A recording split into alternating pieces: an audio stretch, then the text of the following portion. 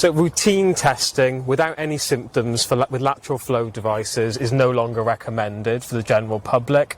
However, if you do develop symptoms, you should isolate and order an LFD test online.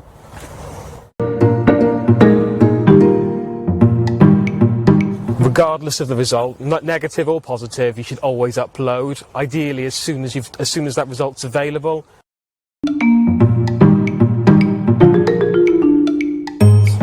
So it's really important that people upload their result regardless of whether it's positive or negative, because by uploading the results it gets transferred to the local contact tracing teams, and they will then follow up with advice on self-isolation. So if it's a positive result, people will need to self-isolate for at least 5 days, but then the contact tracers will also be in touch either via phone or via text to undertake contact tracing. And we're still doing contact tracing in order to protect the most vulnerable people, and also to support staff that work in high-risk settings.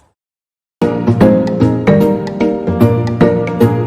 think it's really important to remember that face coverings are still mandatory in health and social care settings. So if you're going to a hospital, a care home or for a GP appointment, you will still need to wear a face covering unless you're exempt. This is so that we can safeguard extremely vulnerable individuals.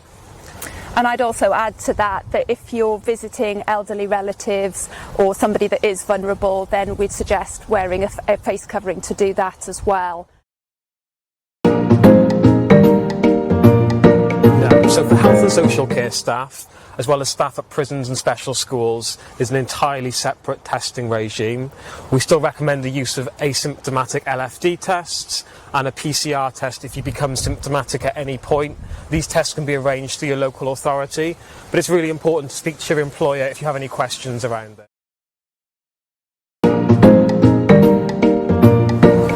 I just want to say thank you to all the residents in Gwent for continuing to respond to calls and texts from Gwent Test Trace Protect service, and for sharing openly and fully all information about their contacts, because this really helps us to protect the most vulnerable within Gwent and enables us to ultimately keep Wales safe.